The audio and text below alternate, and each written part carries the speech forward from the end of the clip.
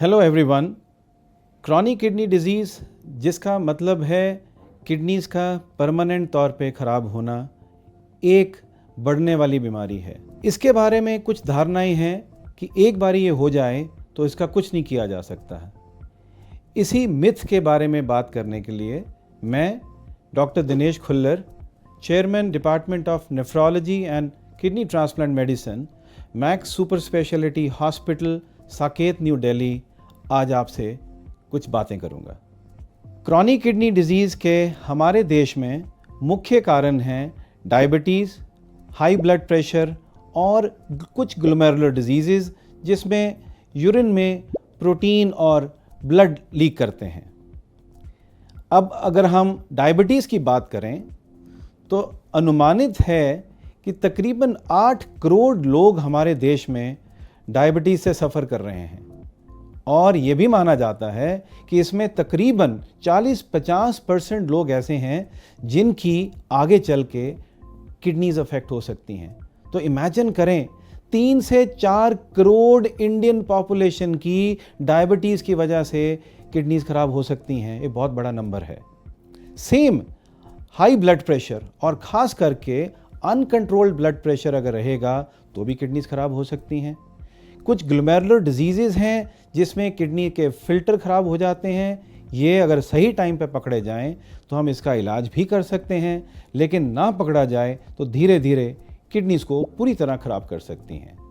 ये तो हो गया, इन्होंने क्रॉनिक किडनी डिजीज़ कर दी। अब हम जिस मिथ की बात कर रहे थे, हम कुछ ना करें ये सोच के कि क्रॉनिक किडनी डिजीज़ हो गई है, अब धीरे धीरे बीमारी बढ़ेगी और फाइनली एक स्टेज आएगी जब बचाव के लिए या डायलिसिस या किडनी ट्रांसप्लांट करना पड़ेगा। लेकिन हम अक्सर भूल जाते हैं कि क्रॉनिक किडनी डिजीज़ में अगर हम हाथ पे हाथ धरे रह के बैठ जाएं तो किडनीज 1-2 साल में ख़राब हो जाएंगी।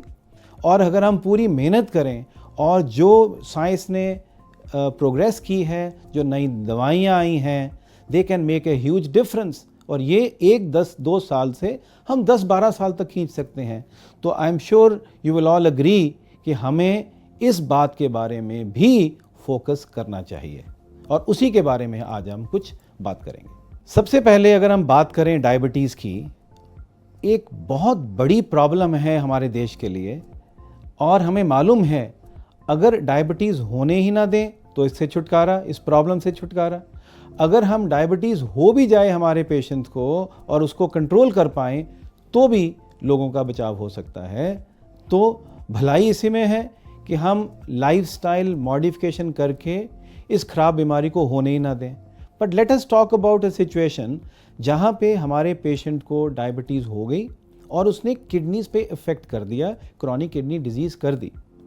अब डायबिटीज़ तो हमने अभी भी कंट्रोल करनी है, लेकिन हमारा आजकल और ख़ास करके पिछले 5-6 सालों में ऐसी नई दवाइयाँ आई हैं जिससे फोकस ये हो गया है कि डायबिटीज़ तो कंट्रोल करनी ही है। इनका HbA1c जो कि बताता है कि पिछले 3 महीने में इन पेशेंट्स की डायबिटीज़ कैसी कंट्रोल थी, उसको हम 7 या इससे नीचे रखना चाहते हैं। तो वो तो हम करेंगे ही, लेकिन अब बात करने की ये है कि डायबिटीज़ कंट्रोल के साथ साथ अगर हम ऐसी दवाई दें जो कि किडनीज़ को, हार्ट को, लिवर को प्रोटेक्ट करें तो ऑब्वियसली ये एक विन विन सिचुएशन हो जाती है इन पेशेंट्स के लिए। सो इस बारे में हम कुछ और अगर बात करें तो ये दवाइयाँ अब हमें उपलब्ध हो गई हैं।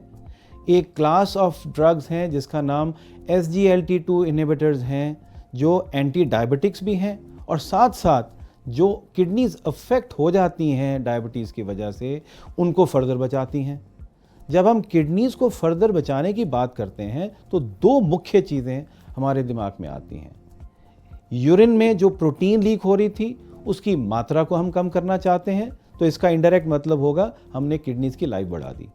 और एक GFR जिससे रिफ्लेक्ट होता है कि किडनीज़ कितना काम कर रही हैं, धीरे धीरे वो लेवल उसका कम होता जाता है और अगर हम इस GFR को कि गिरने की जो गिरावट है उसको हम स्लो कर दें तो हमारी जीत है।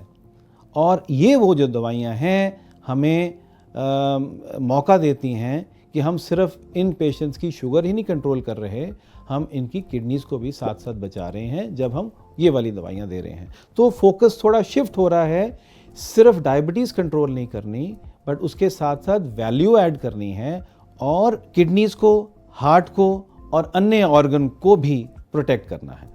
सिमिलरली अगर हम बात करें हाई ब्लड प्रेशर की, तो ऑफ कोर्स हमें ब्लड प्रेशर कंट्रोल करना है। अब तो और भी ज़रूरी हो गया है कि ब्लड प्रेशर सही लेवल पे लेके आना है जिससे किडनीज़ और हार्ट और अन्य ऑर्गन प्रोटेक्ट हो जाएं। ऐसे में मेजॉरिटी दवाइयाँ ब्लड प्रेशर तो कंट्रोल कर ही रही हैं, लेकिन अगर हम एक क्लास ऑफ ड्रग्स जो काफ़ी देर से हमें उपलब्ध हैं, एंजियोटेंसिन कन्वर्टिंग एंजाइम इनहिबिटर्स और एंजियोटेंसिन रिसेप्टर ब्लॉकर्स, ये वो दवाइयाँ हैं जो ब्लड प्रेशर भी कंट्रोल करेंगी, साथ साथ किडनीज़ को भी प्रोटेक्ट करती हैं, हार्ट को भी प्रोटेक्ट करती हैं। तो ऑब्वियसली हमारा फोकस है कि हम in addition to controlling the blood pressure of these patients, हम ऐसी दवाएं देने चाहें जो कि उनकी साथ में ऑर्गन्स को भी प्रोटेक्ट करें। इसी तरीके से हम अगर उनकी ग्लोमेरुलर डिजीज़ को भी कुछ दवाइयाँ दे के कंट्रोल में ला सकते हैं तो क्रॉनिक किडनी डिजीज़ की बढ़ने की रफ्तार को हम स्लो कर पाएंगे। अगर हम आगे चलें और हम जो एंथुजियाज़म हमें आजकल है क्योंकि नई नई दवाइयाँ उपलब्ध हैं, तो बात करते हैं इन पेशेंट्स के जो खून की कमी, जिसको हम अनीमिया बोलते हैं, उसको कंट्रोल करने के लिए जो नई दवाइयाँ आई हैं। जो अनीमिया के आम पॉपुलेशन में कारण होते हैं वो इन पेशेंट्स में भी होते हैं, आयरन की कमी, फोलिक एसिड की कमी, विटामिन्स की कमी। लेकिन हमारे पेशेंट्स में किडनीज़ एक हार्मोन जो बनाती है एरिथ्रोपोएटिन, वो चूँकि नहीं बन रहा, इनमें कमी हो जाती है। तो हमें ये हार्मोन बाहर से इंजेक्टेबल फॉर्म में देना पड़ता है जिससे इनका हीमोग्लोबिन इम्प्रूव कर जाता है। लेकिन रिसेंटली हमारे पास कुछ ऐसी दवाइयाँ भी साइंस ने दी हैं जिससे इवन टैबलेट फॉर्म्स पे भी आजकल हम वो कमी पूरी कर सकते हैं और वो इंजेक्शंस की शायद आगे चल के हमें ज़रूरत ना पड़े।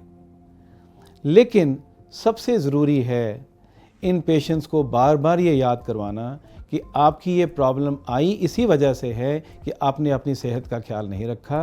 अभी भी शायद देर नहीं है, अभी भी संभल जाइए, स्मोकिंग क्विट करिए, गलत दवाइयाँ मत खाइए, हेल्दी लाइफस्टाइल अडॉप्ट करिए, कोई बिना वजह, बिना डॉक्टर की सलाह के दवाइयाँ मत लीजिए, पेन किलर्स मत खाइए, रेगुलर एक्सरसाइज करिए, मोटापा अवॉइड करिए। तो ये वो सब चीज़ें हैं जो इवन जब किडनी की प्रॉब्लम हो भी गई तो आगे बढ़ने की रफ्तार को बहुत स्लो कर देती हैं। हिम्मत रखें, मैंने जैसे कि शुरू में कहा, हम 1-2 साल को खींच के 10 साल से भी आगे ले जाने की बात कर रहे हैं और हो सकता है आने वाले टाइम पे साइंस हमें कुछ और भी ऐसे हथियार दे जिससे हम इन पेशेंट्स की और भी मदद कर सकें। तो आखिर में मेरा आप सबके लिए मैसेज है, stay fit, stay healthy and enjoy life. Thank you very much.